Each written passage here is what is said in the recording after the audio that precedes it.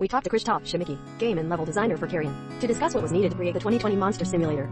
He hired Sebastian for a project that was eventually abandoned, but at the time Sebastian was working on his game called Butcher, and Mikhail liked it so much that he decided to produce it and release it under the name Transhuman Design, as soon as we thought that the monster would learn new skills while playing, opening new areas and solving puzzles. It seemed natural to take a more or less metropolitan approach. The team behind the game is the Polish creator of Phobia Game Studio, whose members have already provided the 2D platform tool Butcher, and in Carrion, Los Angeles, video game and film composer Chris Velasco joined our team. In the Butcher case, we used our own level editor to develop the game. Carrion is a reverse horror game in which you play the role of an amorphous creature of unknown origin. Gravity is taken for granted, and once you're out of the game, you suddenly have to find a new way to create challenges, obstacles and puzzles for the monster. So Sebastian found out that it would be easier for him to write something from scratch, so the game will feel good on low specialized hardware when he has at least 60 frames per second, without falling out of sight. As for the slightly weakened control, I think they work pretty well on the narrative level, because even if you want to exclude a soldier or a scientist from the group and eventually kill everyone, well, what can you do? I think that's one of the disadvantages of being a monster. I am a game designer and level designer in Phobia Game Studio.